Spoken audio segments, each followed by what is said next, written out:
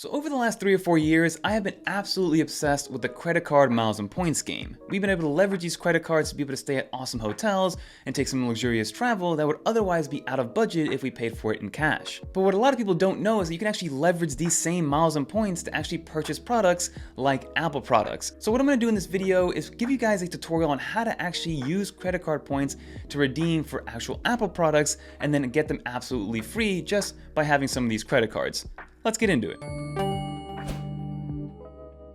Now, huge disclaimer here before we get started, the only way that this works and the only way that you can fully take advantage of this without the banks winning is if you pay your credit cards off in full, in time, every single month. Do not carry a balance over, never make a minimum payment, and if this isn't you and you do not work well with credit cards, then definitely click off this video, because the last thing I want you to do is apply for these credit cards, spend a bunch of money on them to get a free Apple product, when in reality you're paying hundreds and hundreds of dollars in interest to these banks. So make sure you pay these in full, never pay the minimum payment, and always pay it on time, and that's how you can really maximize this value and essentially have these banks pay you to own these cards. So now let's talk about how to actually redeem these points for free Apple products.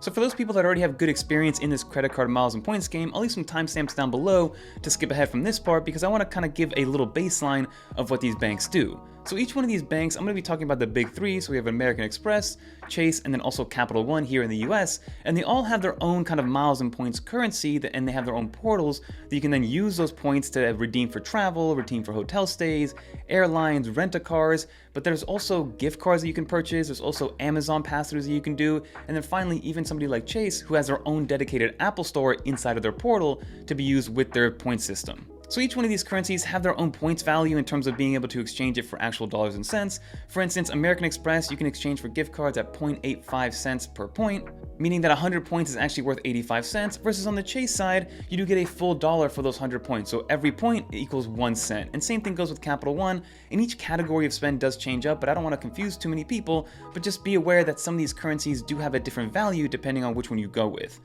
And one more tidbit of education with these credit cards is that in order for these companies to incentivize people to apply for them, they always have a sign-up bonus, right? Especially these higher-end travel credit cards to really give customers a reason to apply for them. So for instance, if you sign up for the American Express Gold Card, you are given a sign-up bonus of 60,000 points after you spend a certain amount of money in a certain amount of time to really incentivize you to apply for this card, giving you kind of a boost in value. So basically what that means in that example is those 60,000 points are actually worth $600 worth of travel that can be used however you want, just for signing up and spending normally on this card. Alright everybody, so I'm going to mention 3 different credit cards with 3 different sign-up bonuses from 3 different banks with 3 different currencies and 3 different ways to actually redeem those points for free Apple products. And the first one I want to start with is a Capital One Venture Rewards card.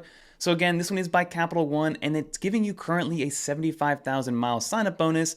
And just so we know, miles and points are kind of interchangeable. It's just what they name them internally. But it is 75,000 miles after spending $4,000 in a 3-month span. So basically what that means is once you apply for the card and you get approved, you have a 3-month period to spend $4,000 on that card.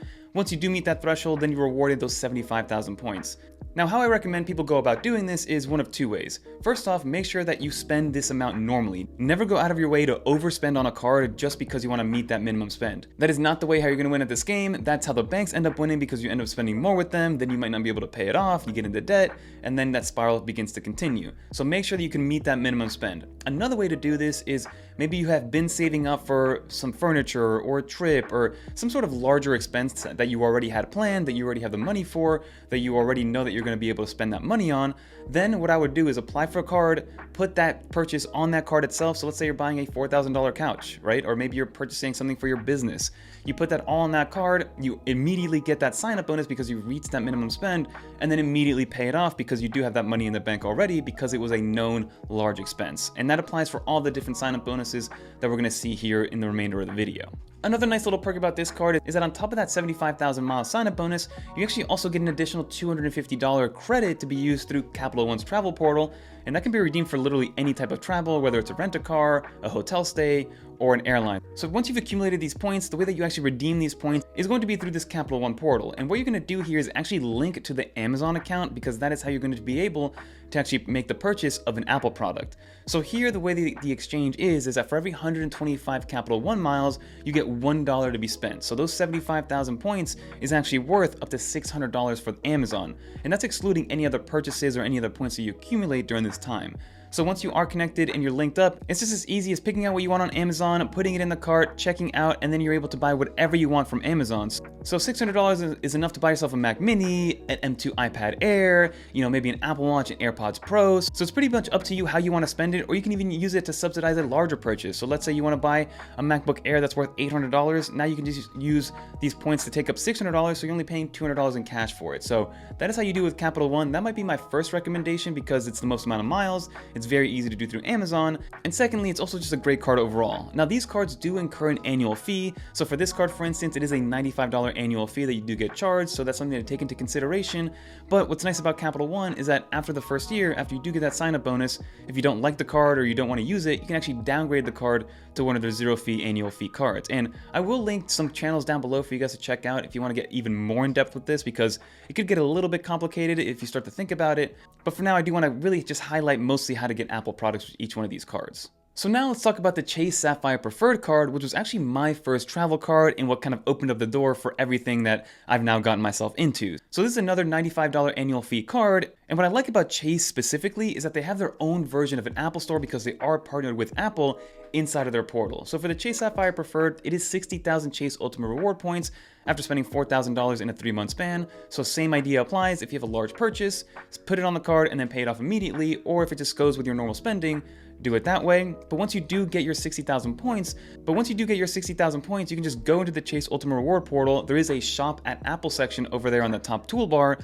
You click on that, and then you opened up to this customized Chase Apple Store. Again, this goes directly to Apple. This is gonna come directly from Apple. This isn't an Amazon purchase or a Chase storefront purchase. This is something that's gonna be shipped directly from Apple. And as of right now, I do believe that Apple's running a promotion inside of the Chase portal that any Mac product specifically, so MacBook Air, MacBook Pro, iMac, Mac Pro, even Mac Mini is $150 off, which means it's actually 15,000 points off. And then the exchange rate here is 100 points equals $1, so 60,000 points will equal $600, and you're able to do that. But again, those 60,000 points can get you a nice Mac Mini, brand new from Apple, an Apple Watch from Apple, some AirPods Pro, a pair of AirPods Max if you want, whatever the case is, even smaller auxiliary devices like different accessories from the Apple Store. So I love the Chase Ultimate Reward portal for that reason. And of course, there's some awesome travel perks, but I'll leave some information on each of these cards down below. And now, of course, we have to talk about American Express. Some people love them, some people hate them, some people think they're overpriced credit cards for no reason, some people think it's an amazing card to have and they use it every single day and it's worth every penny. But the new American Express Gold card, I'm calling it new because they just rebranded it and they changed up the annual fee. This is going to be a $325 a year annual fee card. Now, there are a bunch of perks and kind of credits you can get, and if you do fully maximize it, then you can actually get around $425 worth of free stuff essentially, if you do know what you're doing. But again, I'm gonna leave that down below for you guys to check out in some other channels that really go in depth on how to maximize all those credits that you get. But when it comes to redeeming for Apple products specifically, again, with this American Express Gold card, you get 60,000 American Express points after spending $6,000, but over a 6-month span. So yes, the minimum spend is a little bit higher than the other two cards that we mentioned, but you do have twice as long to actually meet that spend. So if you spend $1,000 a month in general, then this should be an easy one to hit over time. Again, don't rush it, don't overspend just because you want to meet this minimum spend, but do make sure that you're able to reach it before applying for this card. Now the conversion on this one is a little bit different because the way that you're going to actually buy Apple products from American Express in those points is going to be from gift cards. So you can actually redeem gift cards at 85 cents per point, meaning that it's going to be $510 worth of value. So those 60,000 points can be exchanged for a $510 gift card directly from Apple, and then you know exactly what to do from there. You go to the portal, you redeem it, you get your little e-gift card, and then you're able to buy either stuff online or go into a store and get $510 worth of Apple products, which is great to have. So again, that's enough for a full Mac Mini, enough for some iPads, enough for Apple Watches, and so the sky's the limit with what you can do with this because it's not a one-time purchase. You can actually just spend it however you see fit. So if I were to personally rank these, with my goal being to leverage this just for purely Apple products and not for any travel or anything like that, although if you do apply for these, you're probably going to get the travel redemption bug like I did and be able to fly business class for free and be able to stay at awesome hotels for free. Again, I'm going to leave a bunch of channels down below for you guys to check out because there's been some awesome examples that I've even done that have been awesome to really take advantage of. But if I were to recommend any of these from 1 to 3, the first one I'm going to recommend is going to be the Capital One Venture because of the actual sign-up bonus that we have, the easy connectivity to Amazon, so you're not just limited to Apple products, you can get anything on Amazon if you do want to redeem it that way, and you also get that nice $250 travel credit that can be used through the transfer portal, so if you want to go on a nice little 1-day vacation or 2-night vacation, you can do so absolutely free once you meet that minimum spend. Also, it's only a $95 annual fee card, and you can downgrade it after the fact without closing the account to a zero fee card, which is good to see.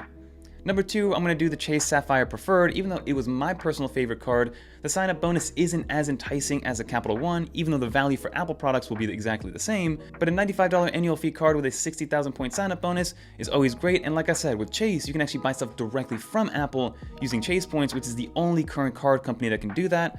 And then lastly, the American Express Gold Card, even though it has a great sign-up bonus right now, $325 for somebody that doesn't actually fully understand how to maximize that value is going to be a little bit tough and probably annoying to have to pay on a yearly basis. And what I don't like about this one is that there is no zero fee downgrade path. So if you don't like the American Express Gold, you can actually downgrade to a cheaper card, but you're still spending about $150 a year for the green card. So if you do want to stop paying this one completely, you do have to cancel it, which does hurt your credit score a little bit, although temporarily. But that will just about do for this video, everybody. Let me know in the comment down below what you think of this type of content. That is how I would leverage credit cards to get free Apple products.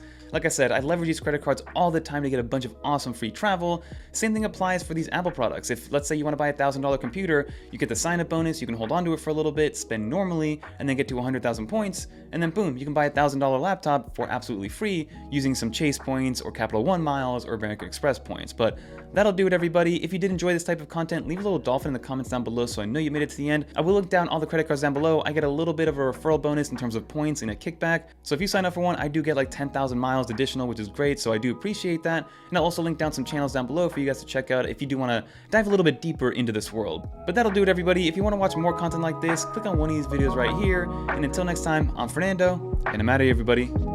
Peace. Again, comment down below if this is something you want me to continue to kind of report on.